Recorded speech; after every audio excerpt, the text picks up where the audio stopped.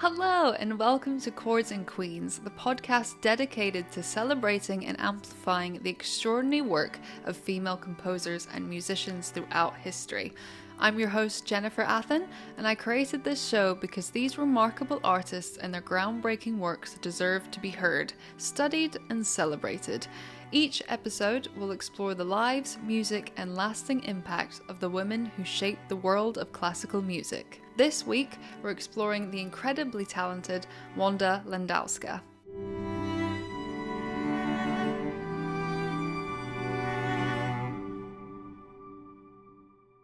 Today, we're diving into the extraordinary life of a woman who single-handedly brought the harpsichord back from the musical graveyard and forever changed how we understand baroque music. Her name is Wanda Landowska, and she was nothing short of revolutionary. But before we dive into her history, I wanted to tell you a little anecdote about how I came to know of her. So a few weeks ago, I was actually in Berlin, and I'm a music nerd, so I like to scout out fun musical things to do. So this involved a quick trip to the Berlin Musical Instrument Museum. So I did the tour, got to see all the cool instruments, including a Stradivarius violin, which I'm a violinist. That's very cool to me. And it got time to leave. And one of my favorite things to do in any museum is obviously visit the gift shop. So I had to take a look. And normally in an instrument museum, you find the usual Beethoven and Mozart busts and manuscripts. But I was looking at the postcards and I saw women. And I know I shouldn't be shocked by this, but I am, because so many institutions just don't celebrate female composers in the way that I want them to. But here I was staring at several postcards of musical women and one that I didn't recognize. And this person turns out to be Wanda Landowska. And if you're watching this podcast on video, I will show the postcards that I bought. This lovely one here. I'll try not to get the glare. And then this one, which I just love. This is like it's a drawing of her at her harpsichord, I'm guessing. And the other one is just a beautiful portrait. And I also got this book, which is called The High Priestess of the Harpsichord, Wanda Landowska and Early Music. But I'll be honest, I think it's for the exhibition that they were running. But I got excited just because it was in English. And I was like, I can read it. This looks cool. I kind of thought it was more of like a biography about her life, but I guess it kind of is, but it also has sort of examples of one's the mother, and it says Eva Landowska, Wanda Landowska's mother, worked among others as a translator from English, but it's referencing things which I don't have the items in front of me, so I think it's like portraits, harpsichords, it must be just like items from her. Yeah, Wanda Landowska in pictures. So this book looks amazing. I've sort of tried, when I was researching this podcast, to read my way through it a little bit. But obviously it's difficult without the subject material that it's talking about. But yeah, I recommend it if you want just like a fun little something to do. I will try and find what it's referencing, for sure.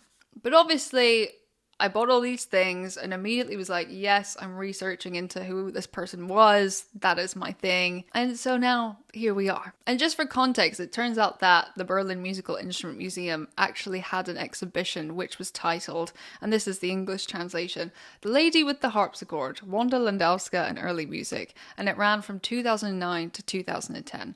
So if I ever manage to get a time machine, that's where I'll be going. And maybe you, like myself, are wondering, well, who is she? I've never heard of her. So let's set the scene. It's 1903 and a 24-year-old Polish woman walks into a concert hall. This is not the start of a joke, by the way. In Paris, carrying what looks like an antique piano. The audience murmurs in confusion. What is this strange instrument? And why is this young woman so passionate about playing music that's been dead for over a century? Well, that woman was Wanda Landowska, and she was about to spark a musical revolution that would ripple through the 20th century and beyond. So let's start at the beginning. Wanda Landowska was born on July 5th, 1879 in Warsaw, Poland, a city that was then under Russian rule following the brutal suppression of Polish uprisings in the 19th century. This context of cultural resistance would deeply influence her later work, and music ran in her blood. Her father, Marian Landowski, was a lawyer with a deep love for music who had studied piano in his youth. Her mother, Eva Landowska, was an accomplished linguist who spoke several languages, a skill that would prove invaluable to her daughter's international career. Her mother was also the first person to translate the work of Mark Twain into Polish, which is, fun fact, very cool. But it was young Wanda who showed the most promise at the piano, and perhaps more importantly, displayed an almost supernatural ability to absorb and remember musical patterns. From the earliest age, Wanda displayed not just raw talent, but an insatiable curiosity about music's deeper mysteries. While I'm sure other children her age were content to play the popular salon pieces of the day, the saccharine waltzes and showy variations that dominated domestic music making, it would seem Wanda was digging through old manuscripts in Warsaw's libraries, fascinated by composers whose names were largely forgotten, Bach and Scarlatti. These weren't just names to her, they represented a lost world of musical sophistication that she sensed was more complex and beautiful than anything being performed in the concert halls of the time. Her mother recognized her daughter's exceptional gift, but also her stubborn independence. By age 8, Wanda was already questioning why certain pieces were played in specific ways. Why did everyone play Bach so heavily, so romantically?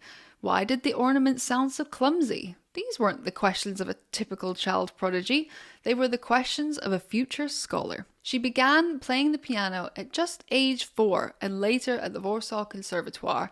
While her contemporaries were dazzling audiences with Liszt's Hungarian Rhapsodies or Chopin's more flamboyant pieces, Wanda seemed more interested in Bach's French suites and Scarlatti's sonatas, music that audiences found austere and cerebral. I wonder if in these moments she was asking fundamental questions that would define her entire career.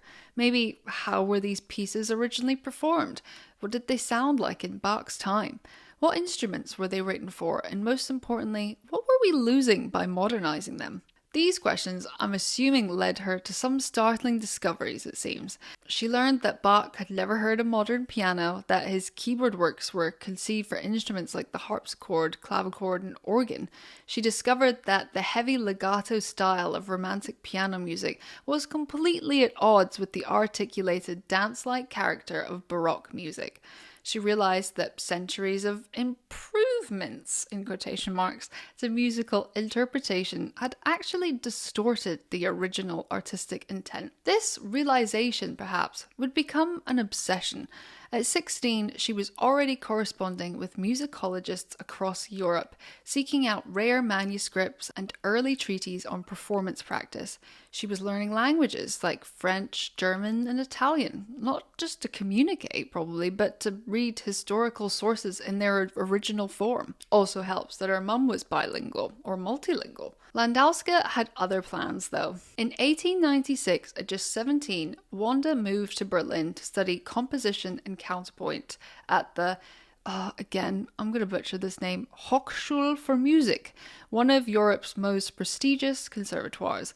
But she quickly became frustrated with the conservative, one-size-fits-all approach to music education. Her teachers wanted her to focus on the standard romantic repertoires, Chopin, Liszt, Brahms, Schumann. They saw her interest in Baroque music as a charming eccentricity that she would maybe outgrow once she became serious about her career. But Wanda had other plans. She began studying musicology alongside her piano studies, diving deep into the emerging field of historical performance practice. She haunted libraries, poring over 18th century treatises on ornamentation, dance rhythms, and keyboard technique. She was essentially teaching herself to think like an 18th century musician. It was during this period that she first encountered an actual harpsichord.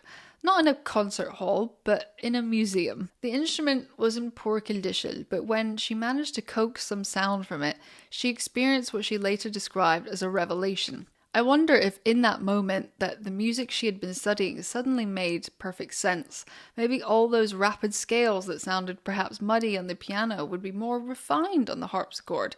The ornaments that seemed fussy and arbitrary revealed themselves as essential to the music's character. But this can't have just been an intellectual discovery. It was clearly an emotional one too. This experience would change the course of her life and eventually the course of music history. In 1899, Wanda gave her debut performance playing one of the 3 piano parts in Bach's Concerto in D minor for 3 pianos and strings.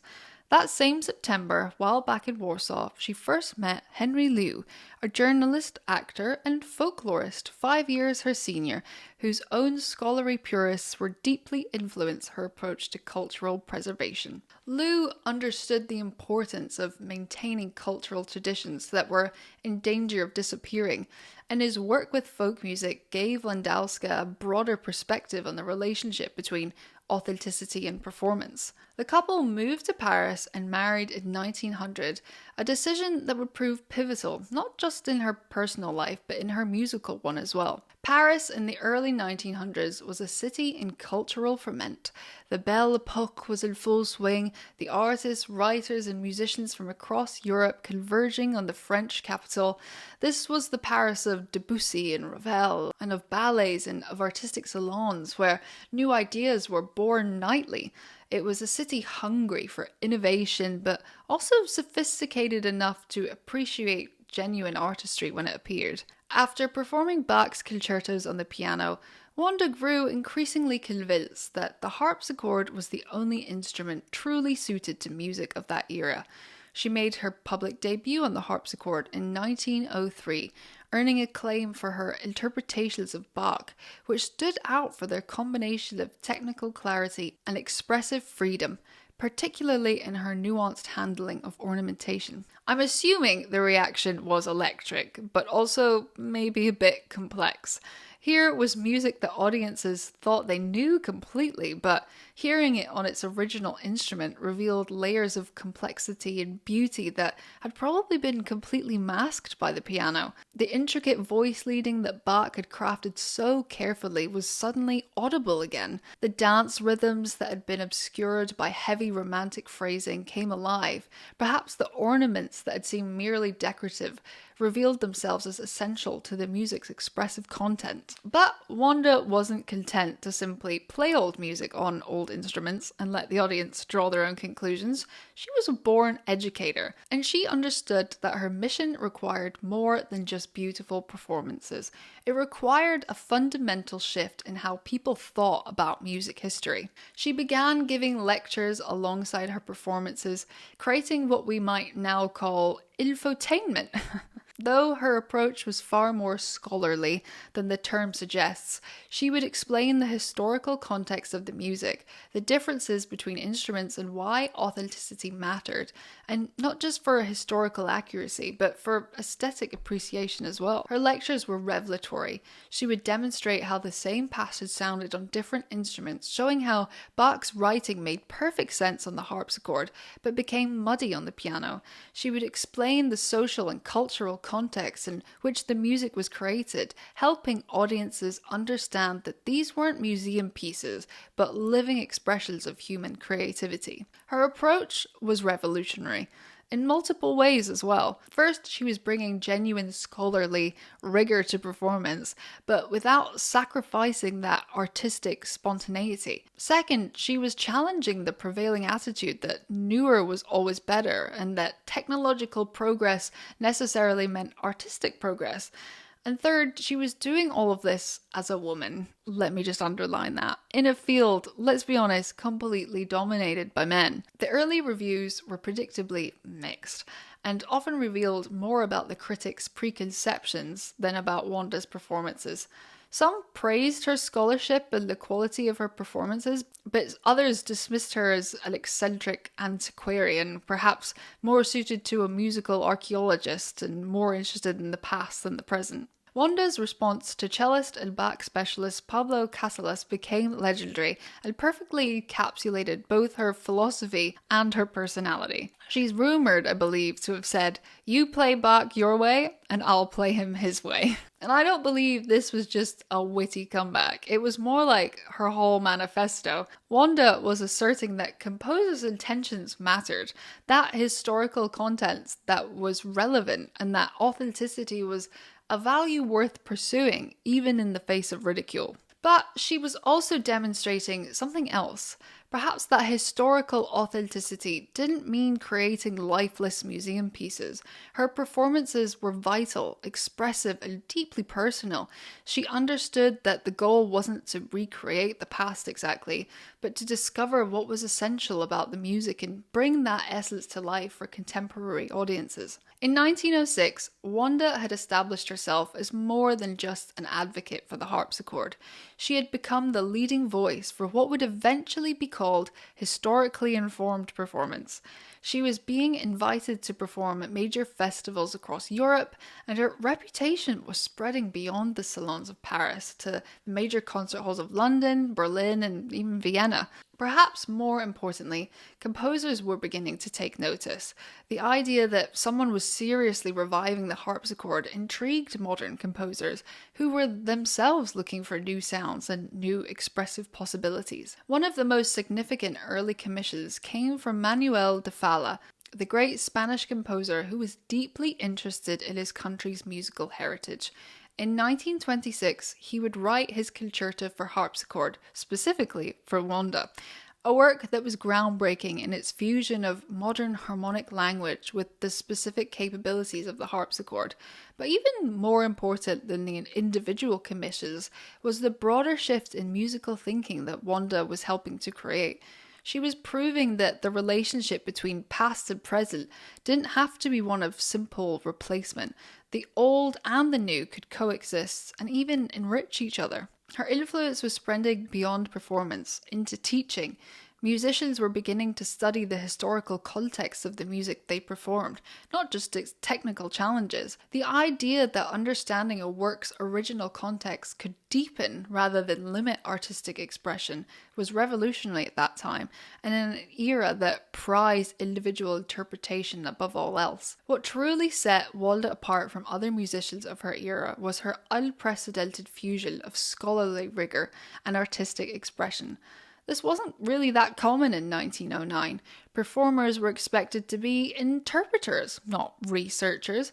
Scholars were expected to write articles and not give concerts, and Wanda basically shattered this artificial division, creating a new model of the artist intellectual that would influence generations of musicians. In 1909, she published Music of the Past in collaboration with her husband, essentially a book that laid out her philosophy of historical performance practice with both scholarly precision and passionate advocacy. In it, she argued that music couldn't be separated from its historical context, that to truly understand Bach, you had to understand the instruments, the performance practices, the social context, and the aesthetic values of his time. I mean, this might seem so obvious to us today, living in an era of historically informed performance, but in 1909, it was genuinely quite radical. The prevailing attitude was that great music was universal and timeless, that it could be adopted to any instrument, any performance style, any historical period. Beethoven's symphonies were regularly arranged for piano, Bach's organ works were performed on harmonium, and no one really questioned whether something essential was being lost in translation. Wanda argued the opposite, that the specific choices composers made, including their choice of instruments, their notational practices, their ornamental conventions, were integral to the music's meaning and effect. She wasn't arguing for rigid historical recreation, but for informed interpretation that took historical context seriously. Her book was translated into multiple languages and became required reading for a generation of musicians who were beginning to question the assumptions of romantic performance practice. But Wanda didn't stop at theory. She was determined to put her ideas into practice in the most literal sense. She began commissioning instrument makers to create new harpsichords based on careful study of historical models. This was more complex than it might sound. Original 18th century harpsichords were often in poor condition,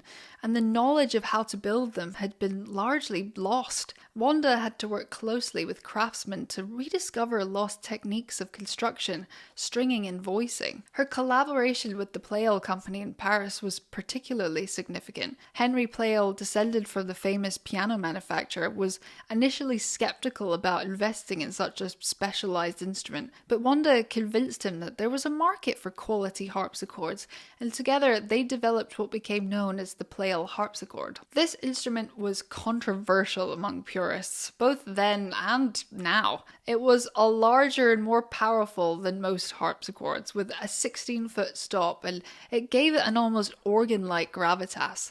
Critics argued that it was too modern, too far removed from authentic 18th century practice, but perhaps Wanda understood something crucial. For the harpsichord revival to succeed, the instrument needed to work in 20th century performance contexts. The Pleyel harpsichord could fill a concert hall in a way that a delicate 18th century chamber instrument could not. It could hold its own with modern orchestras, which were larger and more powerful than their baroque predecessors. Most importantly, it could deliver the emotional impact that modern audiences expected from concert performances. So let's head stateside. Wanda made her American debut in 1923, bringing along 4 of her large Pleyel harpsichords, which I need to look into more about how she did that. Imagine EasyJet trying to get your 4 harpsichord on a plane. Don't think so.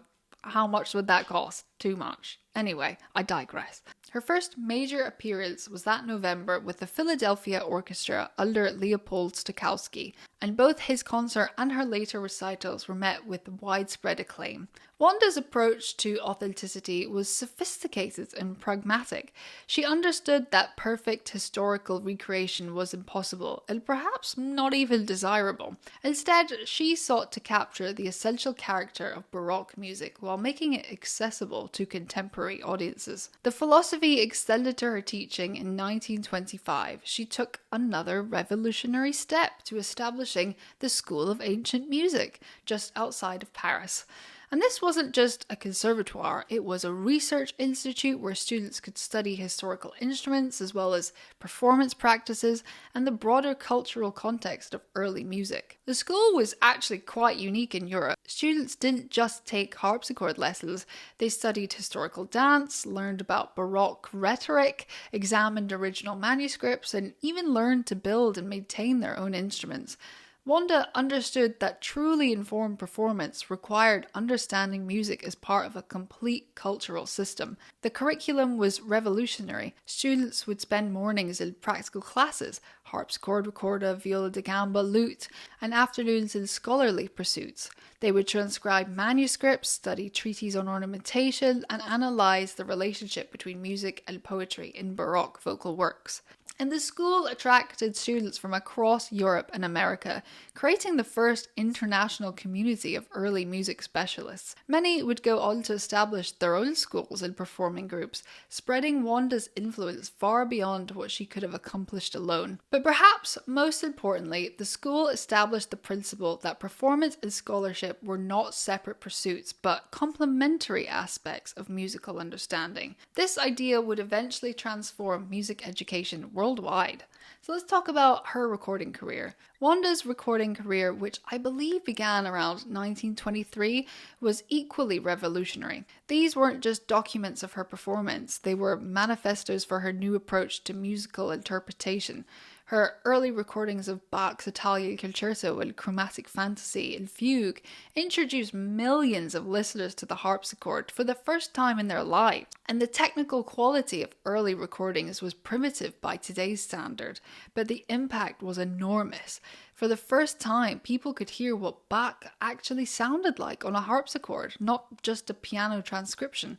The clarity of the individual voices, the rhythmic precision, the silvery brilliance of the instrument, it was a revelation. and these recordings were crucial in establishing the intellectual legitimacy of the harpsichord revival. They proved that this wasn't just an antiquarian curiosity, but a viable artistic medium with its own aesthetic virtues. They also demonstrated Wanda's extraordinary musical personality, her combination of scholarly authority and expressive freedom that made historical music feel urgently contemporary. Now, by the 1920s and 1930s represented not just the height of Wanda's personal success, but the movement when her mission began to achieve genuine cultural transformation. The harpsichord revival she had started was becoming an international movement, and she was its undisputed leader. Like I mentioned earlier in 1923, when she made her long-awaited American debut with the Philadelphia Orchestra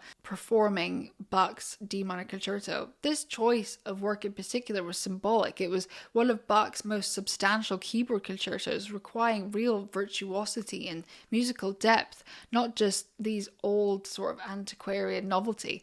And the choice of Stokowski as a conductor was equally significant. He was known for his adventurous programming and his willingness to champion unusual repertoire. And the reception was extraordinary, exceeding even Wanda's optimistic expectations. American audiences perhaps were more open to innovation, more so than the European counterparts, and they embraced both Wanda and her instrument with enthusiasm. This American success was crucial for several reasons. First, it provided Landowska with a new receptive audience for her work. Second, it established important connections with the American musical institutions that would prove vital during the dark years ahead. And third, it demonstrated that the harpsichord revival could succeed in a new world as well as the old. She began touring regularly in the United States, building a devoted following that included not just music lovers, but influential critics, educators, and musicians.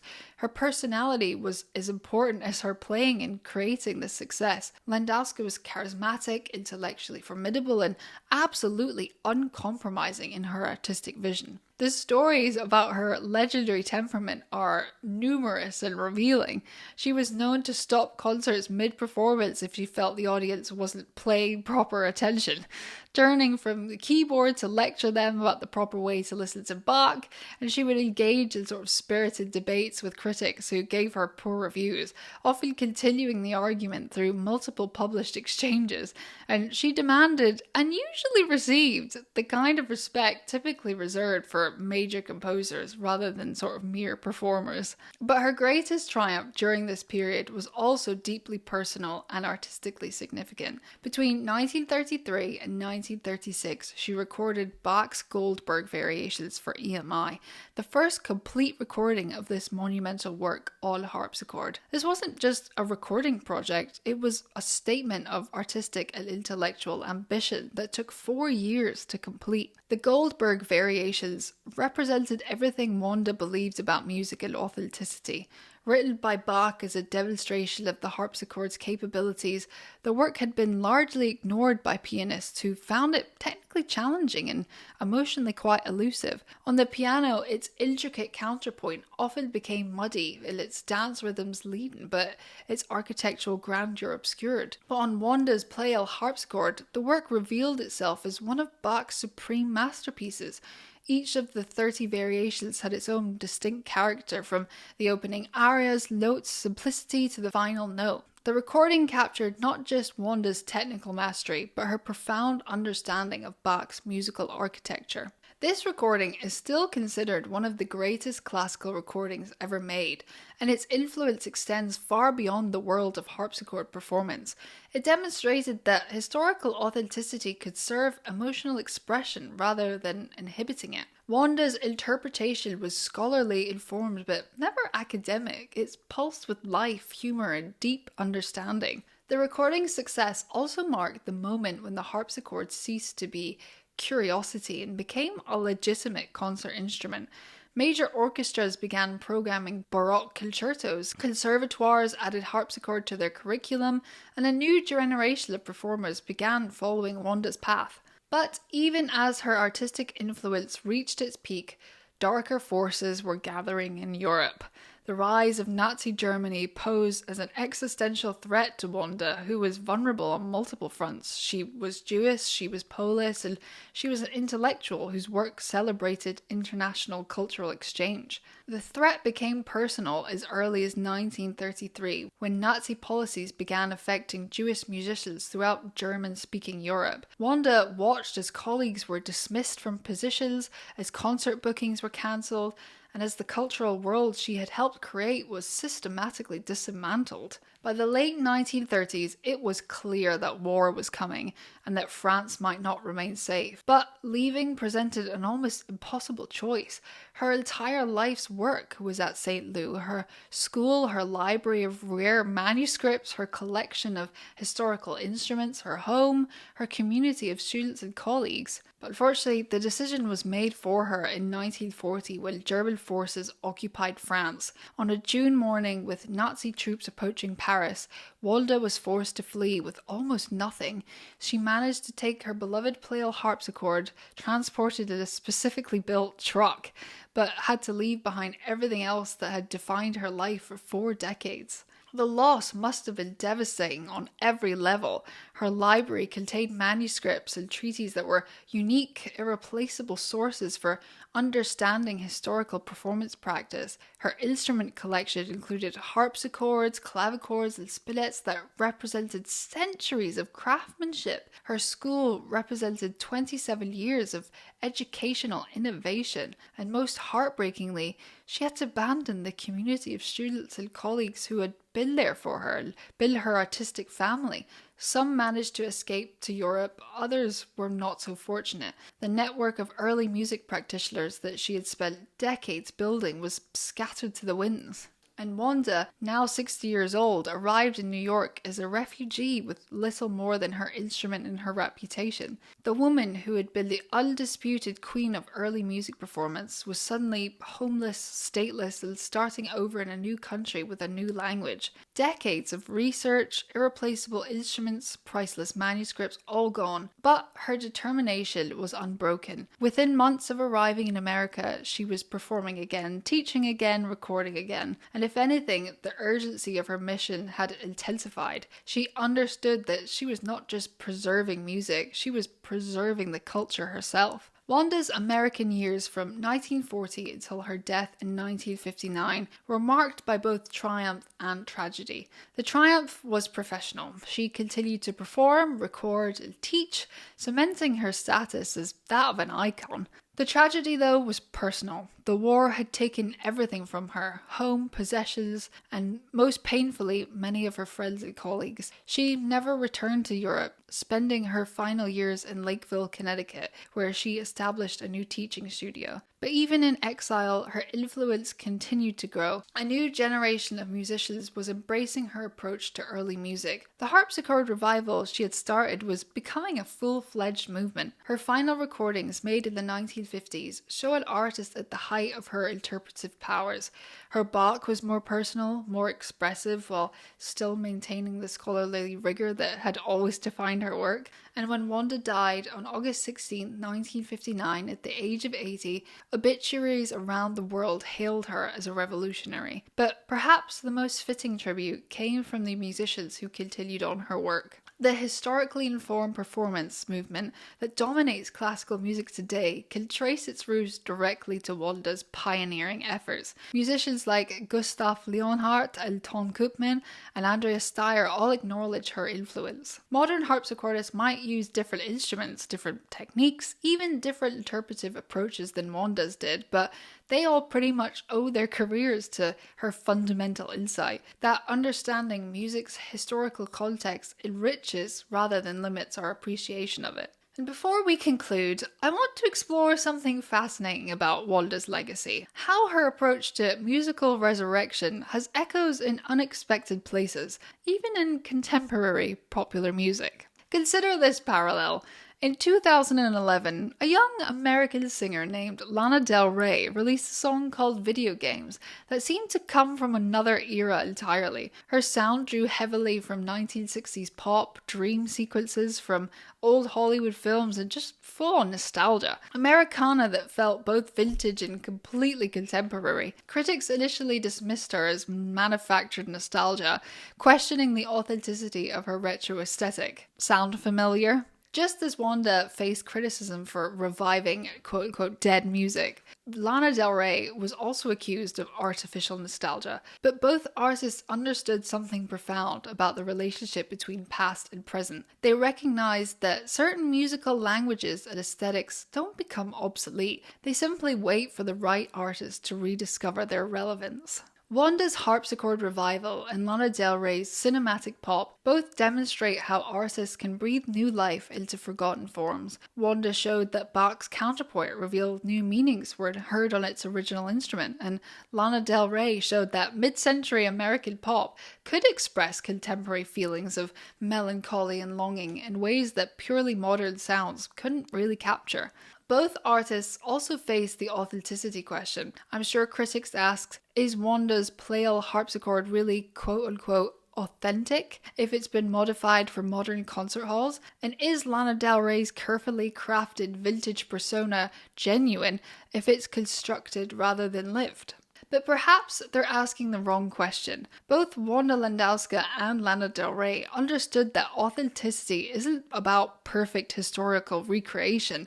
It's about finding the emotional truth that connects past and present. Wanda didn't just want to play Bach the way he would have heard it. She wanted modern audiences to feel what Bach's contemporaries felt. Del Rey doesn't just want to sound like the 1960s. She wants to capture the emotional landscape of American dreams and disappointments that transcends any particular era. The parallel extends to their cultural impact. Wanda didn't just revive the harpsichord, she created an entire movement of historically informed performance that continues to this day. And Lana Del Rey didn't just have hit songs, she influenced a generation of artists to embrace these vintage aesthetics and cinematic storytelling in pop music. Think Billie Eilish, for example. Both artists prove that innovation doesn't always mean moving forward.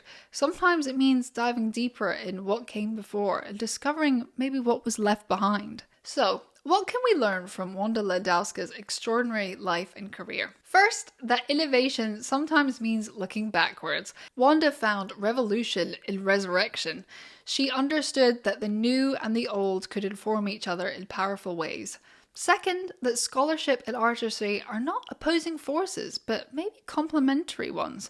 She never let her research overshadow her musicality, nor did she let her passion for performance excuse sloppy scholarship. She demonstrated that the deepest understanding often leads to the most moving art. And third, that authenticity requires straight-up courage.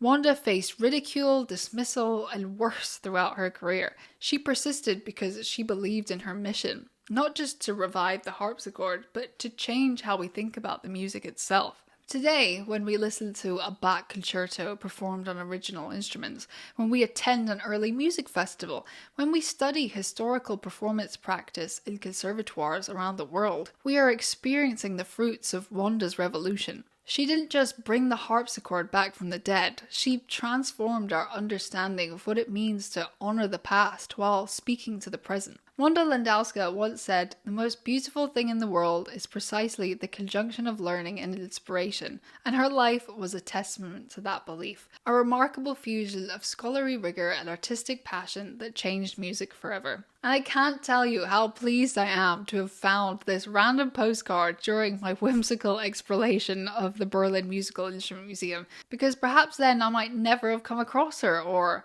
her work, so I'm so happy that I did, because I've fully become obsessed. And that's all, folks, but I hope you enjoyed learning more about this wonderful human, and make sure to give us a follow over on the Instagram and TikTok, where I post lots of little stories about female composers, and you can find that at Chords and Queens. Thank you so much for listening, and I'll see you again soon.